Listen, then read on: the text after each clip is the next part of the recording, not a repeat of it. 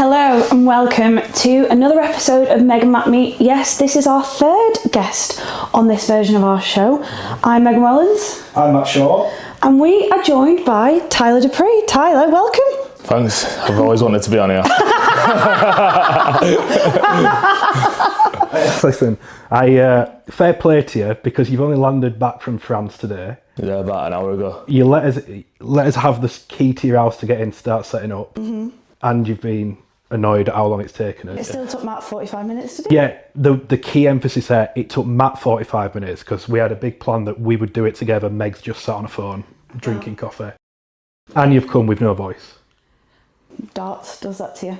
But anyway, should we get into the show because we've got so much to get through? We do. There's only one place to start. How's your French coming on? Give us something in French. I'll give you. So I'd say, je voudrais un flat white, s'il vous plaît. It means I would like a flat white, please. And that's just because that's all I drink over there. So that's the one thing you've learned. One thing I've learned so far. The important things. I've gone for a coffee every day, so if I didn't know how to say it, it'd be a bit worrying. Have you actually got like a teacher or? Yeah, so we didn't at first. So I was just smashing Duolingo, and then I found another app as well. But then the club have put on French lessons in like 3 lots. So you have beginner, intermediate, and then advanced. And there's like a handful of us in the beginner class.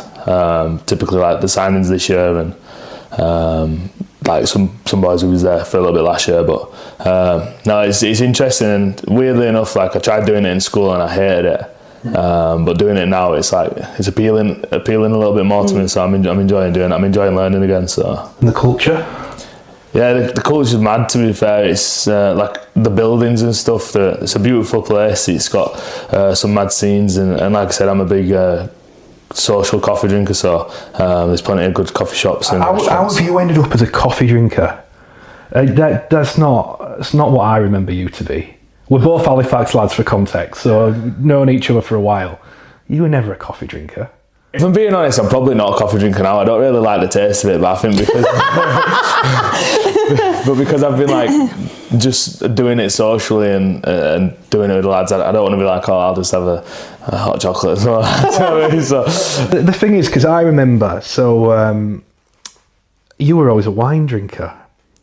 Now we do as research at the start, and we come up with.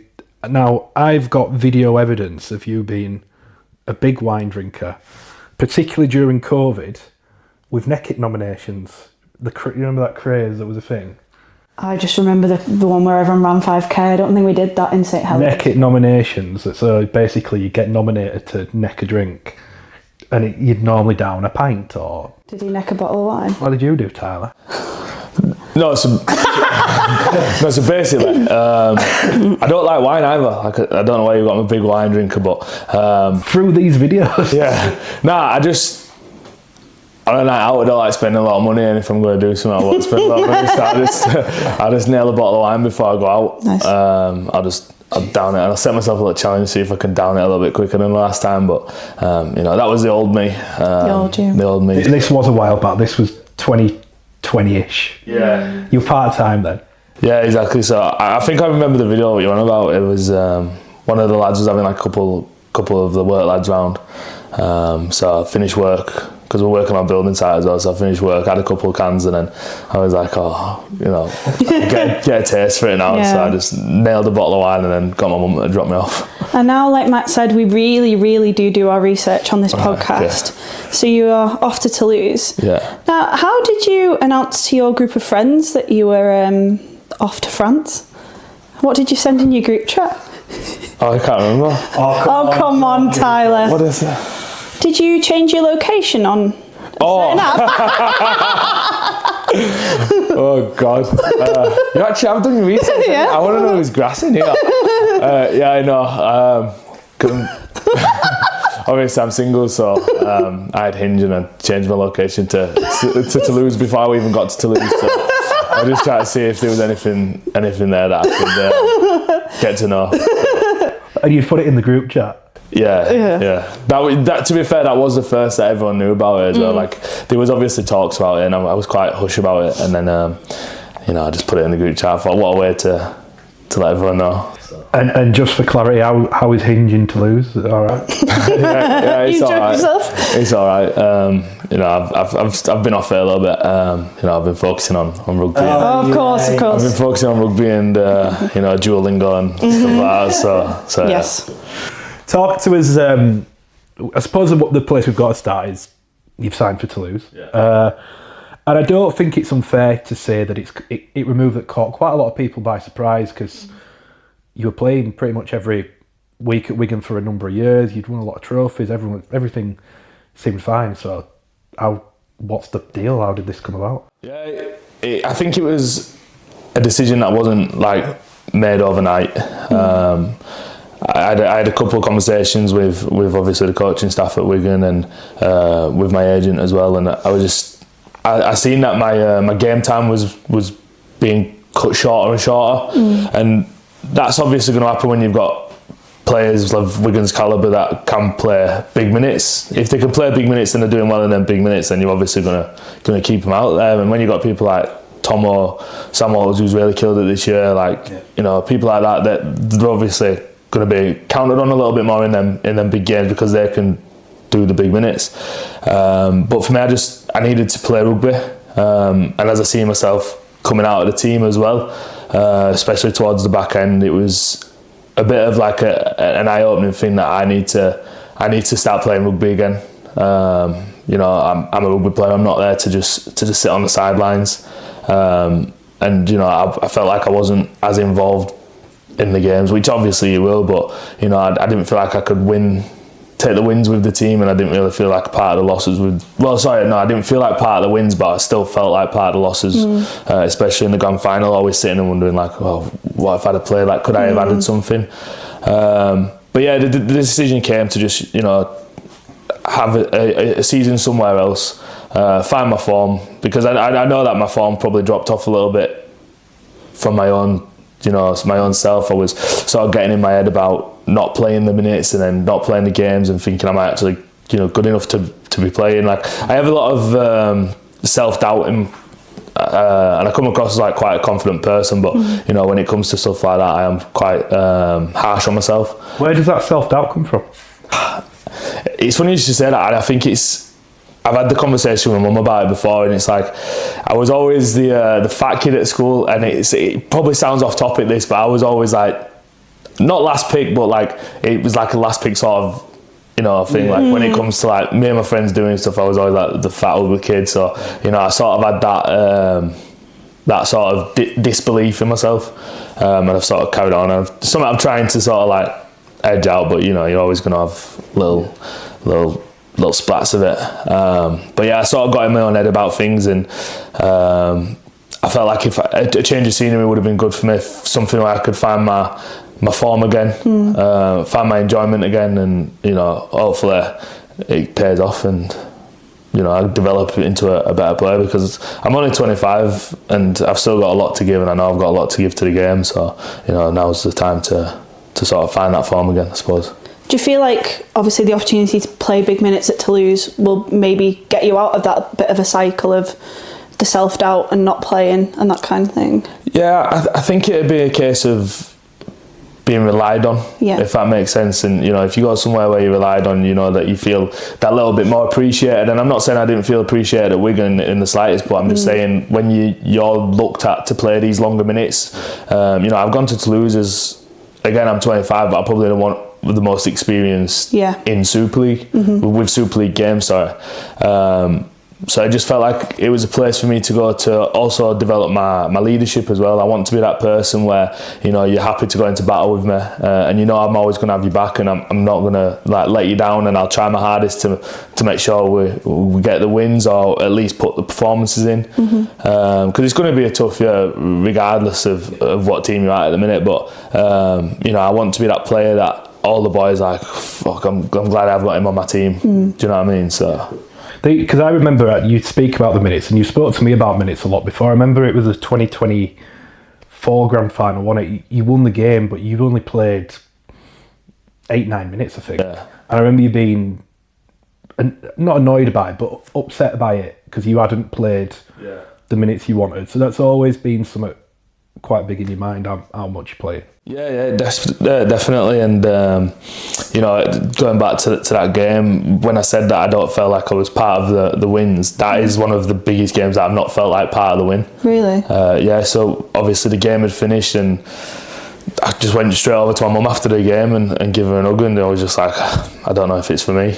I didn't like the feeling that I felt. Weirdly, we won the game, but I felt in myself that I hadn't contributed anything, and I don't want to do that. I don't want to be a passenger. I want to be part of the process, and I want to be part of the team. And again, it probably took a couple of tough conversations with my mum, and like rugby's never been my life, if that makes sense. Like my mum's always brought me up to, school's more important. I got my degree. If I were a dickhead at school, I wasn't allowed to go training. Like everything, I always had to have a backup plan. And it was quite easy for me to slip in and out of that mentality of, well, I've got this under my belt, why don't I just go and, do something else? But my mum knows on the flip side how important rugby is to me. Yeah. And she knows that if I didn't play rugby, then I wouldn't be the same person. Rugby's my happiness, and it's my release as well. So good conversations to have with my mum. But yeah, just sort of, again, that was probably not the start, but that was probably like a big amplifying factor of that disbelief and self-doubt, and not thinking that I was good enough, and not thinking I deserved to be in the team. When you say tough conversations, are we talking not playing rugby anymore, changing sports, going doing something else? What were we talking? Yeah, it was just completely falling out of it. There's been times, obviously, when I was let go from Leeds, I was ready to just jack it in then. And that's where I knew that I can survive without rugby. And I get that there's people that rugby is everything to them, and it is everything to me within reason, but my own like happiness and that is more important. But again, it's just one of them. It was a conversation I had, and I needed to have it with my mum, and probably had a little bit of a cry about it, but I'm still here. I'm still trying my best. So, what were you? Obviously, by the end of the season, you missed the last 3 games of the year, which I know will any player that's going to be hard at any time of year. The end of the year, it's when you want to be playing more than ever. What were the? And every player who don't get picked knocks on the coach's door, has a conversation. Why out of play? What can I do? Da da da. Like, where were you at that time? Did you understand, or were you? What was it? Where were you at with it? Yeah, so I think when it was coming that I was in and out of the team, and I was asking what I needed to do to sort of stay in the team, or what people was doing that I wasn't doing, so I could then do that and progress and sort of stay in the team and give Matt a bit more of a headache to his team selection. And like I said, the players that we've got, it's hard to pick a team regardless of the situation anyway. So you get to a point where you know that stuff's going to happen, and you know that you're probably going to be the one that misses out, and that's where you've got to look at the bigger picture. And for me, I got to a point where I looked at the bigger picture, and I just wanted the team to do well, whether that included me or not. Do you know what I mean? Because everyone I played with, like, I love the boys, and when one wins, we all win. And I know it's a bit of a cliche to say that, but it is a team game, and I could take pride in knowing that I had some sort of effect on the team to be able to get as far. But like you said, obviously when it counts, that's when you really are thinking about it. So I had a conversation with Matty, and he just said some stuff that he thought I needed to hear, and that was it. Coach shouldn't change his mind because you've gone and knocked on his door and said, I think I should play, or why aren't you picking me? And I wasn't going to go and knock on the door and be like, I think I should be in the team, blah blah blah, because I probably shouldn't have been in the team. And I think that's again from my own fault of getting in my own head about situations and stuff like that. So at the end of the day, Matty did what he thought was best for the team, and the game obviously wasn't meant to be, but who do you actually take out of that team? There's a chance to do something different completely with Toulouse, the big attraction. 'Cause you said it there, rugby's not the be all and end all. You've got a degree. You thought about going into the army at one point. You've worked in children's homes, which we were going to speak about a bit later on. Like, feels like if you weren't to play rugby anymore, it wouldn't be the end. It wouldn't break you. It feels like you could maybe step away from it and you'd be cool with it. So was the opportunity to play rugby, but in some completely different circumstances, another big appeal alongside, you know, being the man as such?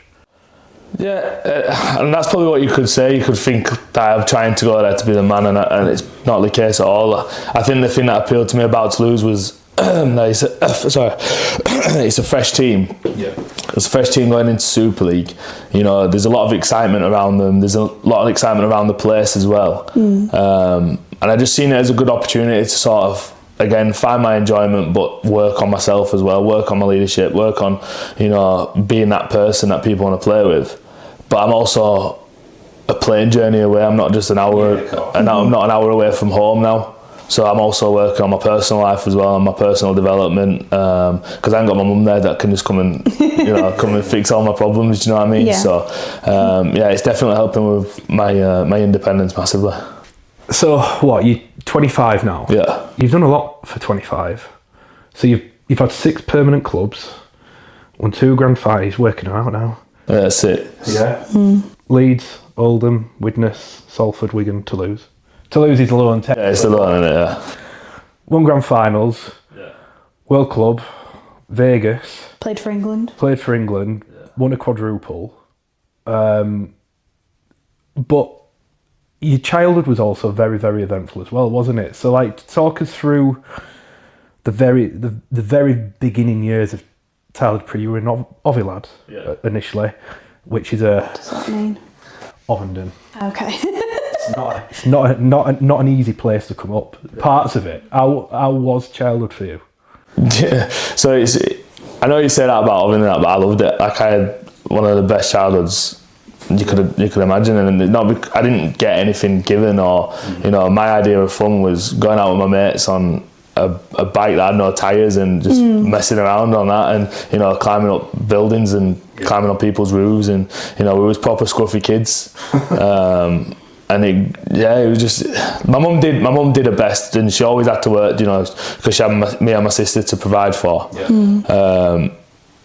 But yeah, like, I wasn't a kid that wanted everything. I was happy with what I had, and I understood from a very early age that if I can't have it, there's a reason why I can't have it. Yeah. Like, my mum tried her best to give me everything and anything, and my mum got herself into debt and everything just to try and keep me and my sister in, like, nice clothes. Everyone had the latest phone, so we had to have the latest phone. Like, my mum kept up with the fashions, I suppose, of people having things more than we did. Like, we wasn't bothered. I was happy with an Xbox 360 and my BMX. Yeah. Whereas because my friends were getting, like, whatever was next in line, my mum felt like I needed that. Yeah. And I'll always be grateful for that. But yeah, as a kid, I was happy. I was happy, and I was in a good family, a good environment. So yeah. And then you moved to Siddle. Is that when you get into rugby? Yes, I think it was just before I moved to Siddle that I got into rugby. But yeah, it was because I was playing football at first, and I was pretty shit, to be honest. Like, I was in net because I was, like, the fights kid on the pitch. So normally you put fire in the net, don't you? So like, I was in the net, and I think partly that's because the nets under 7s, under 6s are only like 2 meters by 2 meters, so I basically filled the net. But yeah, so I think they give me one chance to, like, come out of net and have a little dig, because I was so bored. Like, I've always got to be, like, stimulated. So I remember one time I was playing football and I was in the net, and I got my foot stuck in the back of the net because I was just watching the planes and I was just kicking my foot rather than taking notice what's going on, and then my mum had to come and untie my foot before. So they let me come out of net once, and I think I rugby tackled like a kid, and the coach politely came over to my mum and just said, I don't think this is for him. Yeah. But I know a good rugby team that are looking for players if you want to take him there, and then since then it was never looked back. And you say you were a big kid, but then taking that to rugby at a younger age, being the bigger kid in rugby, is that not more fun? Yeah, so it helped a lot, because I was playing an age up at Siddle, so I played the age up, and then when I eventually went down back to my own age, I was still a lot bigger than a lot of the kids, and I think in one season I scored like 81 tries. I always think, though, size at a young age isn't always good for rugby league players, because then when everyone catches up, size-wise, everything that you've sort of learnt to rely upon, you don't have anymore. And you know, the smaller kids who actually have to find a way, the skill sets and that. Yeah. So, as a youngster, were you also learning the skills, or were it just I can just plough through everyone? Oh no, so I did learn the skills, and like, believe it or not, me and a couple of mates, we used to go up to Siddle on like in summer holidays and go kicking. Like, I don't know why I'm kicking. I don't think I actually ever got any, but you know, I'd just do anything that involved the ball. So you know, I genuinely had an interest in becoming a rugby player, and I've always said that to my mum, like, oh, my dream's to play rugby. My dream wasn't to play for my country, and it wasn't to play Super League, it was just to play rugby professionally. Do you know what I mean? So when obviously I worked towards that, and like you say, people were catching up and getting bigger and stuff, but you know, I was pretty fast for a fat kid as well. So I had mobile now, to be fair. Yeah. So that helped me out a little bit. I wasn't like that fat kid that just like dundled into people. So I don't want you thinking I was just a fat kid that just like ran over people. You're the one who keeps telling everyone you were the fat kid. Yeah, I was a fat kid, but no, but you can even have it where it's not even that. Like, I remember, I won't use names, but I remember players my brother played with who went on and signed for Saints and Wigan, but then it just didn't work because they'd been so used to being the best in their amateur team and the biggest, that when suddenly at 18 that kid who was 5 foot became 6 foot but had all that skill set, they couldn't deal with the Super League level of, oh, everyone is as good as me. So there is those like two different sides of it. But for you, what was the moment where you realised, oh, I am actually good enough to do this professionally? I was just thinking this then. It was, me and rugby have had a proper weird relationship. Sometimes I love it and sometimes I hate it. And the hate was probably coming from the setbacks.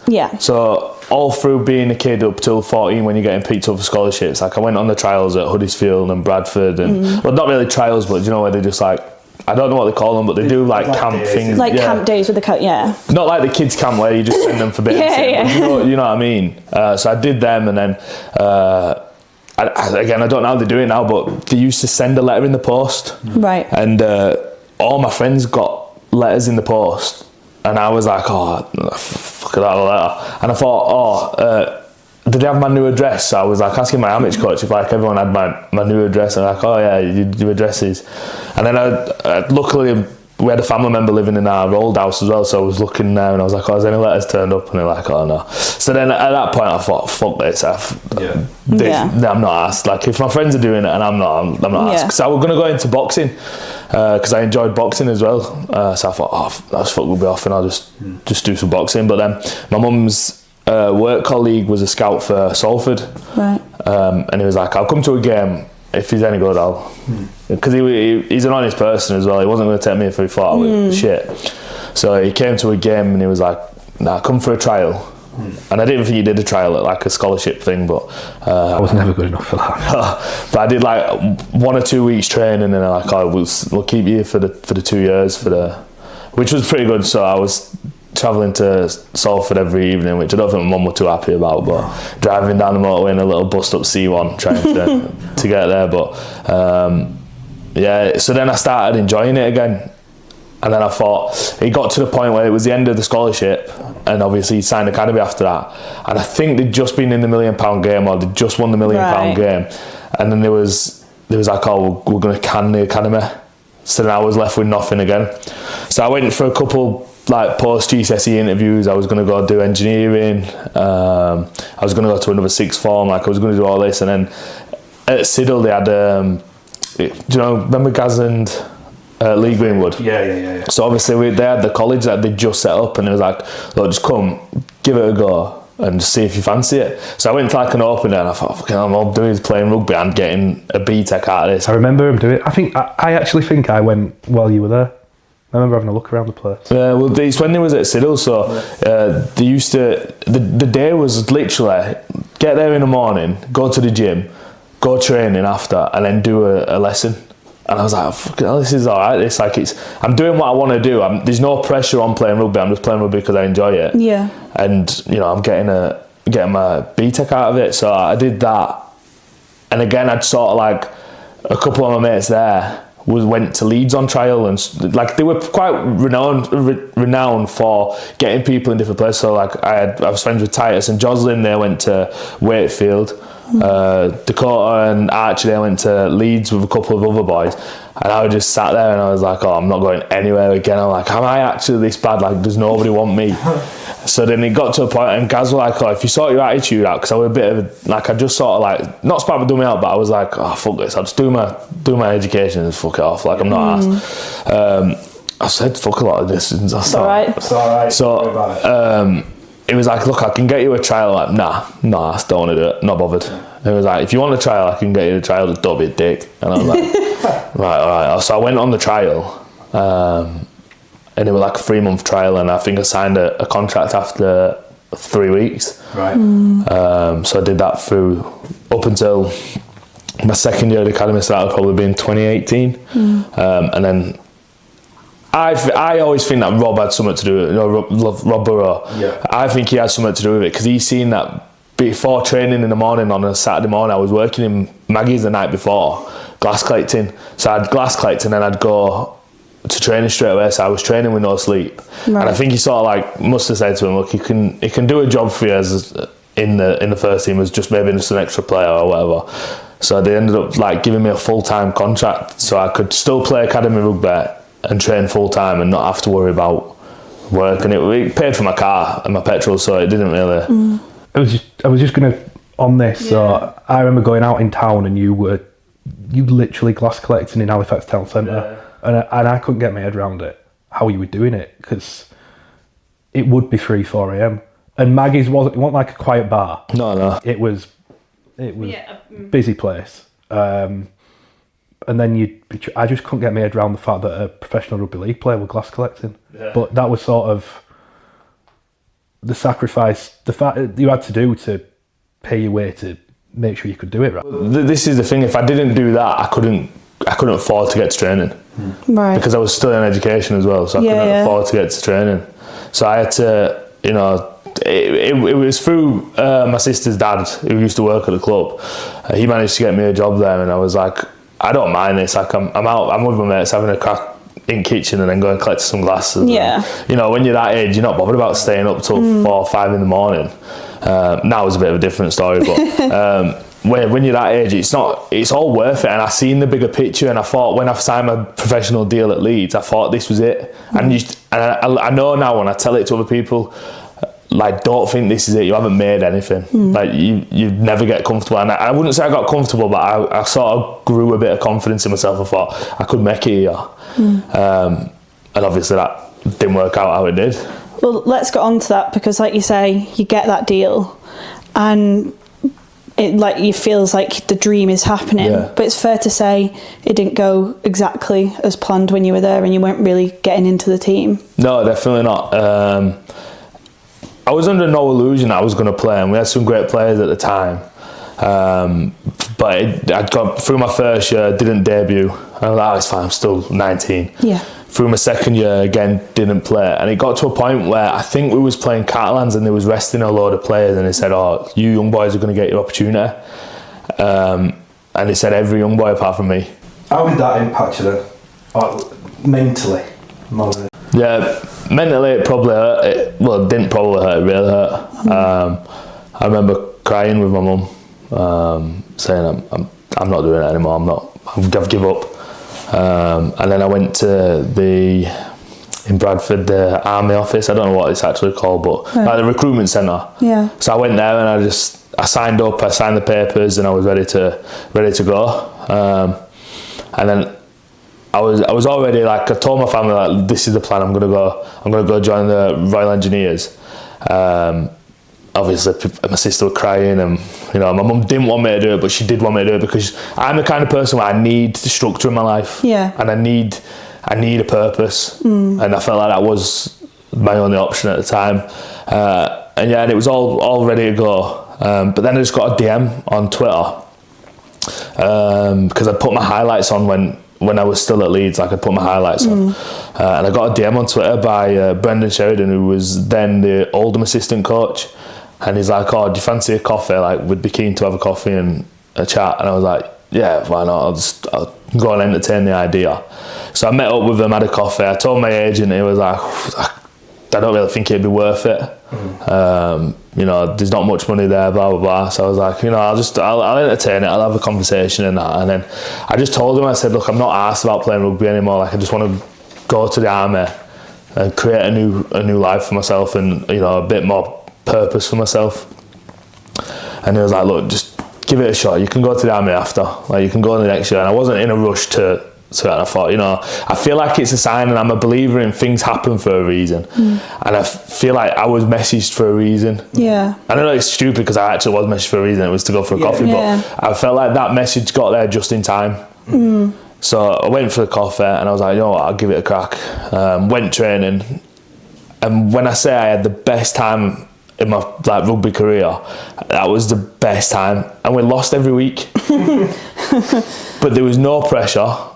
It felt like being back at Siddle with my friends. Yeah. If that makes sense. Like, there was no pressure. I was going to work, I'd finish work, go straight to training, meet the lads on the way there, and then, you know, train, go home. And we was training on like a proper cow field. Like, it was in the middle of like a running track, but it was proper boggy. So pre-season, like, the mud was up to like your shins.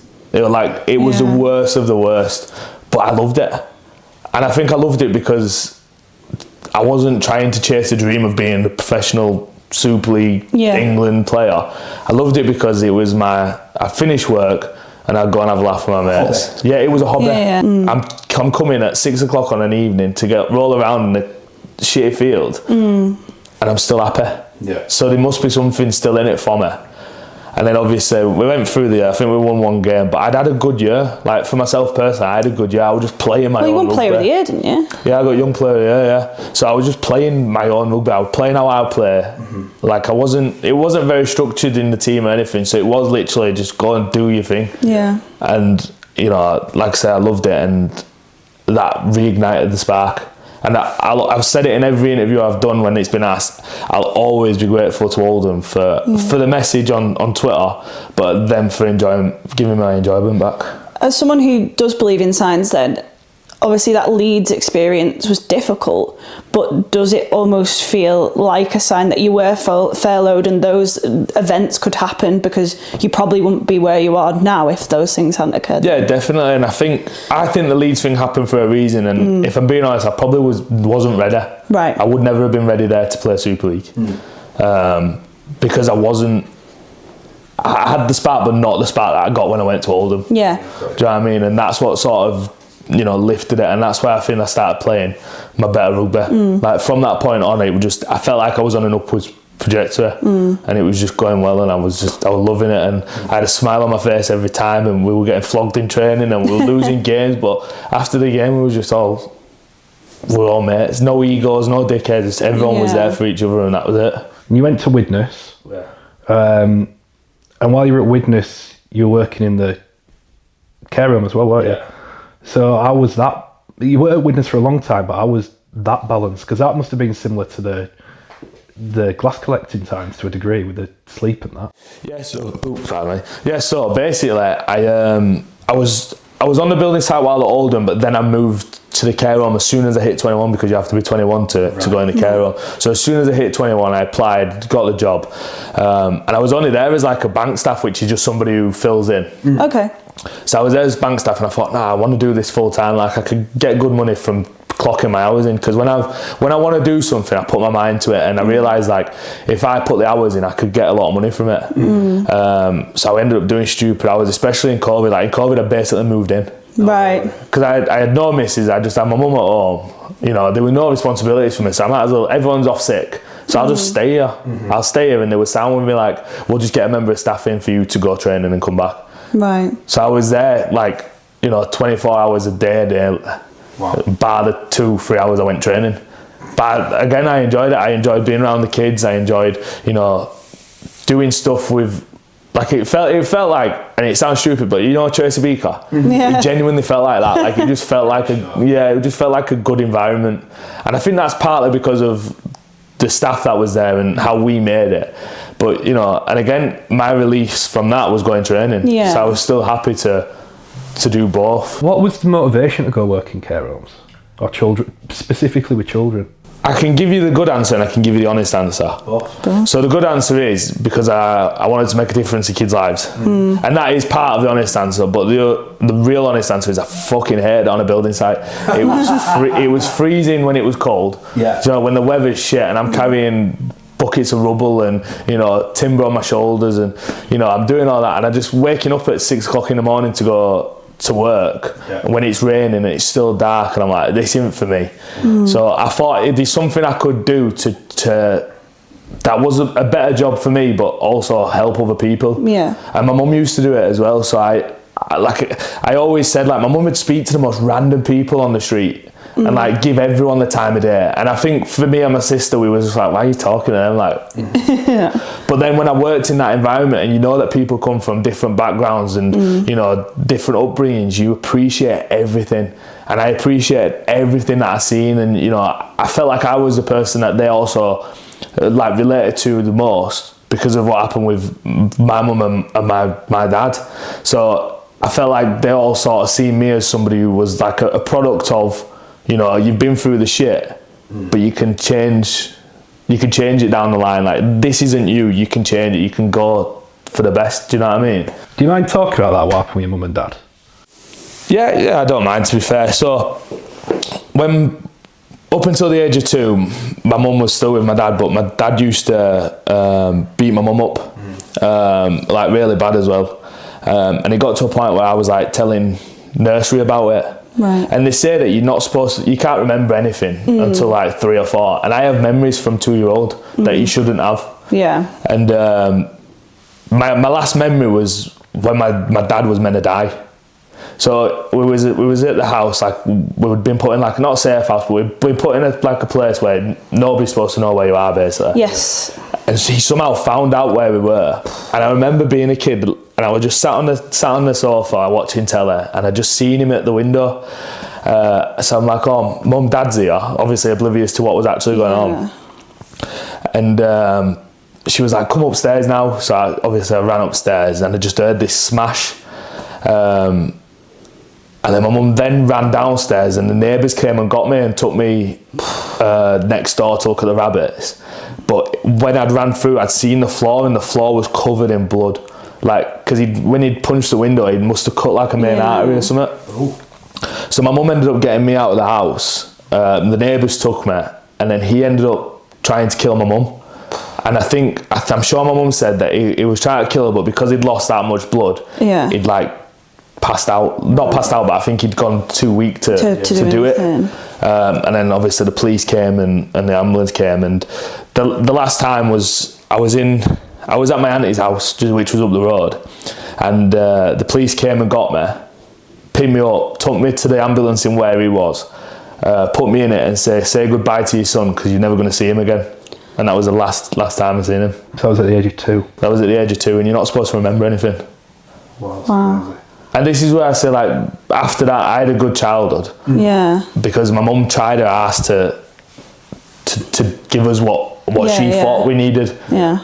Do you know what I mean? Like, she was in so much debt, and you know, she remortgaged her house just to make ends meet, and you know, that's why, like, everyone's close with her mum regardless, but like me and my mum and my sister, we all have a really, really good relationship because of the shit that we've witnessed. And I appreciate my mum so much for getting out of that, and you know, even having to go through that just to make it all right for us. Do you know what I mean? So do you think that kind of is part of your probably mentality as well, that there is more to life than rugby because you've worked all these jobs, you've had all these experiences, you understand how much there is going on in the world, that you are privileged to play rugby, but it's not the be all and end all of life. Definitely. I think that is part to play, but I've also, I don't know if I've said this to you before, but I've been at both ends. I know what it's like to work. Yes. And I know what it's like to be in a full-time environment. And I don't take being in a full-time environment for granted. Yeah. Like, I do appreciate being in the environment. Yeah. But I'm not afraid to go back. And I think some people might be afraid. Yeah. For sure. Do you know, because a couple of months ago I was having a conversation with my friend, and I think I was having a little bit of an identity crisis, and I was like, when you speak to me, am I Tyler or am I Tyler the rugby player? Right. Yeah. Do you know what I mean? Am I my mum's son? Am I my sister's brother? Or am I just a rugby player? Yeah. And I'm not a rugby player. I am, but I'm not just a rugby player. Yeah. Like there's more to life, and I think that's sort of, especially as I've gotten older, I've realised that there is more. There's more to life than rugby. Yeah. But again, I don't want to get twisted saying I don't like what I'm doing and I don't appreciate the situation. I'm just saying that I know if it's gone, it's gone. Yeah. And it's not going to affect me like it might affect someone else. Do you know what I mean? Right, so Widnes ends quickly because you go to Salford. Yeah, I think I was only at Widnes for 3 or 4 months. Yeah. How did that move come around, and how did you feel when the opportunity came? Because it was not only full time, it was Super League again. So it was a big, from where you'd been and how quickly it had turned around, that must have been quite a lot to try and take in. Yeah, so I got a phone call from my agent and it was like, what do you think about giving Super League a crack, like giving full time a crack again? I was like, well, I don't, I'd like to, but I'm not going just to be another shirt filler, I'm not there just to help him train, and like I'm enjoying what I'm doing. And I even said to him, I said, if I go, can I come back? Like, can I get sent on loan back to Widnes? I don't mind training them, but I want to play. And that's all it's ever been about for me, just playing. Like, I just want to play. And he was like, if I'm being honest, mate, I don't think you're going to be a shirt filler. I think you're gonna play. And I was like, yeah, we'll do it then. So this was for the year after. Yeah. So I'd signed for the year after, and then obviously I was playing Widnes. I'd done my hamstring at Widnes as well, and then my agent rang me and he said, "Would you go now?" And I was like, "Go where?" And he was like, "Would you go to Salford now?" I was like, "I don't know." I said, "Because I'm working, I'm getting 2 wages, and I'm getting a decent wage here." And I was like, I rang my mum and I said, "What do you think?" I said, like, do I give it another go or do I just sack it off and just enjoy what I'm doing? And she said, if you didn't do it, how would you feel? And I said, I probably think I fear the unknown. So I think I'd be scared of what could have been if I didn't experience it. So she was like, well, just give it a crack. If it don't work out, it don't work out. And that's where the conversation of it's not your be all and end all, you don't need to. And my mum, bless her, she was like, you need any money towards like your bills or anything? Like, I'll help you, but she went, but you're a cheeky bastard, you're living at home and don't pay anything anyway, so you don't need any money. So yeah, I just thought, you know what, I'll go for it, I'll take the opportunity. And it's like all the dominoes are falling into place, because when I got there, I trained, and then Sitter was poorly, and they was like, oh, I don't know if he's gonna be able to play. So then Rose was like, just be ready, just in case, like you might play. And then, like, I think it was the day before a game, he messaged me and he was like, I don't know what's going on, but I feel like God's telling me that you need to play this game because Sitter still can't play. So he said, so I've tried to find every other option, but it looks like you're going to have to play. So I was like, is that like a bit of a backhanded compliment? That you don't want to play me, but I'm going to have to play. Yeah. So yeah, as soon as he did that, like the build up to it, I was nervous as like for the full day before. Like as soon as it got to the game, I was nervous, and then I loved it. Like I loved the feeling of the loads of fans and the build up and that experience. I just loved it. So, and I think that's what probably again kept the fire going. And Salford, I mean, you make the semi-finals of the playoffs. It's looking good there. It felt like it was a happy place at that time for you. Oh, I was very happy at Salford, and I enjoyed being around the lads, the staff. Everyone would just. I always say it, and other people say it. Salford is the place that people go when no one wants them. Right. And Bleasy and Rose were good at that. They were good at getting like Tim Laffey and players like that nobody was interested in, because I'm sure Tim were on a building site not long before. Right. So they've took players and made a good team out of it, and it was just a good team to be around, and everyone was on the same page. And again, there was no dickheads, no egos. Like everyone knew what the crack was. So it's just it was more of a place to go to just enjoy each other's company. And then we did stuff that nobody thought, because we was the underdogs all the time. Yeah. So like when we got to the semi-finals and stuff, nobody in a million years would have thought that'd have happened. But if you actually look on paper, it wasn't a bad team. Like you had Sneedy, Crofty, Tim Laffey, Dewey Self, Ackers, not a bad team, is it? But there was always this perception. But I think, like you said, Rose was really good at building that mentality of like everyone underestimates us. It's us as a group to show what we would do. So it always felt like Salford had this kind of us against the world mentality that you could just go and do things no one expected. But you've got to think as well, like you've named players there. People would have said that Sneedy were past it.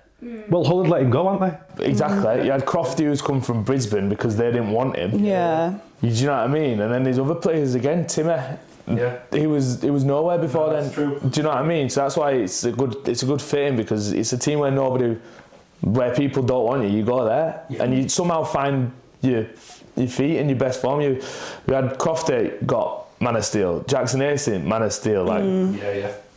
Do you know what I mean? And you can see by the way that they play. Well, they played now, even with the kids that they had filling in. They play expansive rugby and they just play off the cuff and they just have fun doing it. Yeah. Do you know what I mean? And they're hard to play against though, because you don't know what they're going to do. Yeah. And I think when we was there and when we was playing, we didn't know what we were going to do. we just had to react to everything. Yeah. But it was almost that, like, not pressure off, because obviously you want to win games, but it was kind of, well, if we do win, it's amazing. But there was no like external. Yeah, 100%. Like nobody. I liked going into games as underdogs because there was no pressure. There was nobody thinking, oh, they should win this game. And I reckon if you went to the bookies every week, we was the worst odds. Yeah. Do you know what I mean? So it was a good experience, and it was back to being full time for me again. And I was enjoying the moment. And like I said, because I've been at the other end where I've been on a building site, to then go back into a full time environment, I appreciate everything. Like I appreciated the experience. I appreciated getting a protein shake made for me.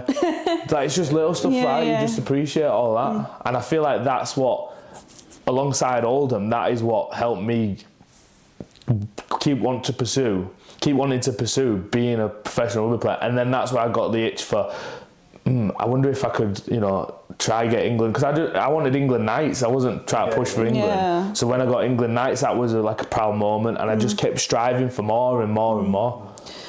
Obviously, everyone who has been at Salford has kind of similar stories to you of how much they enjoyed it. It's obviously been terrible to see what's gone on there now, and obviously hopefully we've now got this new consortium that will build them again.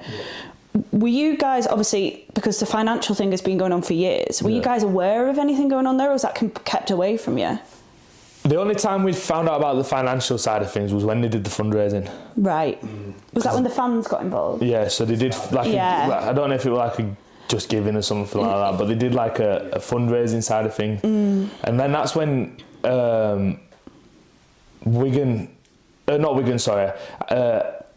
I got the option to go somewhere else. Like, let's be honest, because I reported it. I'll say OKR came in, didn't they? Yeah. OKR came in. Yeah, so I was meant to go to OKR, and then there was like, we're gonna wait until this fundraising thing's done, then you can go. So I was like, all right, well, I'm happy here. If I go somewhere else, I'll go somewhere else, but I'm happy here and I want what's best for the club. So they did the fundraising, they hit the target, and then like, right, you're not going. And I was like, well, I've just discussed another contract with someone else. Like, I kind of want to go because it was like a better contract than what I was on. Yeah, because it was a massive story at the time, this, wasn't it? Like the back and forth between the parties. Well, because thinking about it, you've joined from Widnes, so you'll have taken a lower end contract because there's always that bit of opportunity, OKR come in and will have been offering you a fair upgrade on your deal because of what you've done during that 12 months in Super League, right? So then they say you're not going, so where are you at? So I just went straight to Paul King and I said, I want to go, like, you've let me explore my options and now you've taken it away from me. I want to go. Yeah. And I had to do it formally by putting in a transfer request. I think they denied that they'd ever given you the right to speak to someone else. Yeah. I remember something really where they Salford went, oh no, we never actually said you could go explore. It was one of those moments that felt like the first time that the financial things really came to a head, because I think they gave you that option to speak because they didn't think they'd have money. They suddenly had money and then thought, we actually want Tyler to stay now. And then that's where the back and forth came. But then ultimately they end up letting you go. Well, get this right. So they wasn't letting me go. They formally denied my transfer request, but let me sign a new contract matching what I'd just been given. Right. Like, just been offered. So I'd signed a new contract. So they matched the contract you were offered, they matched it.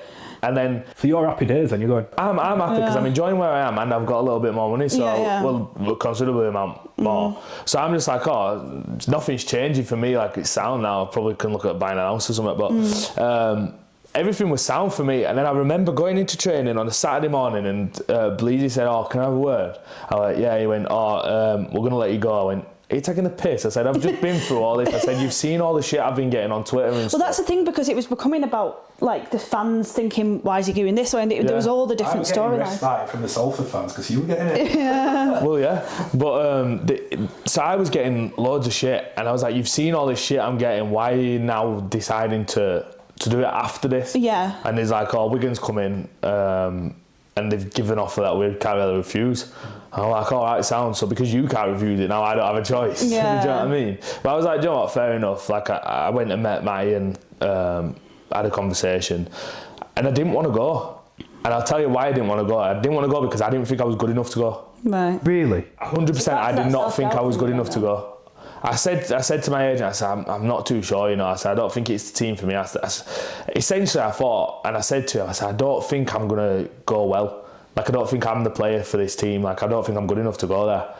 And again, it was just you know, I've not really got any other options. Like, you know, it's either go there or stay where I am.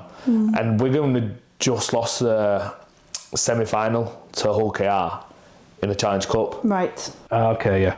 So I met with him the next day and I was like, you know, I'll give it a shot because, like I said, I want to be on this upwards trajectory, keep going. And, you know, that's why I'm getting hunger to start winning stuff and start, you know, progressing as a player as well. And where else are you going to do it other than Wigan? Yeah. Do you know what I mean? Like, at the time, they were killing it as well.